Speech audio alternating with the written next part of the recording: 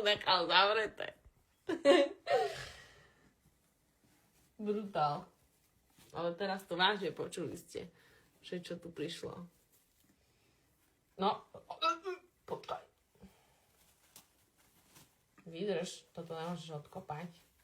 Dneska som ti dávala čisté veci. A obliekať ťa tiež není sranda. Zatiaľ v tom prax ešte nemám.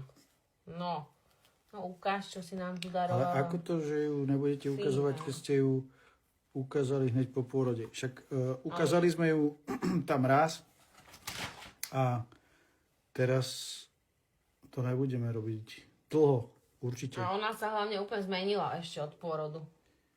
Presne. Ona úplne Ona sa, teraz však to vyzerá. všetci viete, že čo ste mali malé deti, že sa menia strašne rýchlo. No normálne, nemá nič na ryti, aha. No moje sa pokakala iba do plienky a normálne to obišlo jej zadok. To ja nechápem. Niekedy tu má nejaký fliačik, chúďa malá. Zakývaj do kamery. Keď to ti len stačí.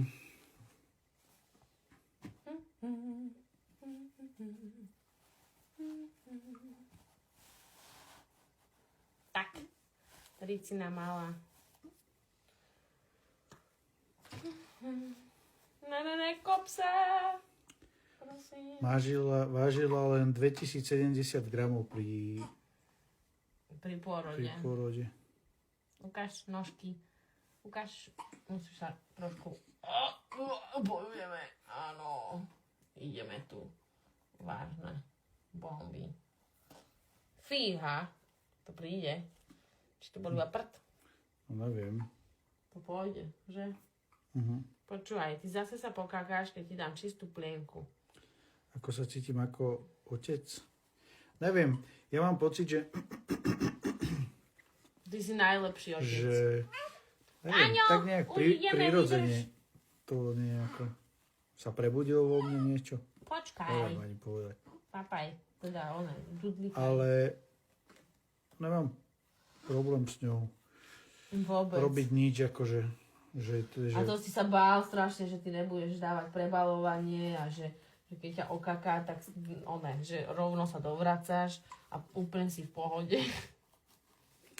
Nebudeme ukazovať, lebo nechceme, aby vznikali boli tie AI všelijaké, videá. všelijaké No, dúfam, že som ťa nestiahla moc. fotky a videá. Ukáž sa, princezna.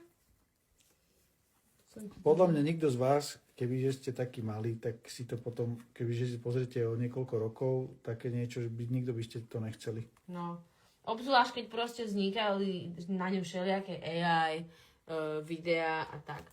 Už si krásna voňava, Riťka, so štikútkou. Ideš zarobiť oné?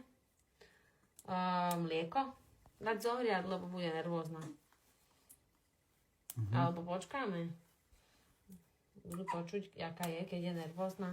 Z toho, že nedostane hneď jesť.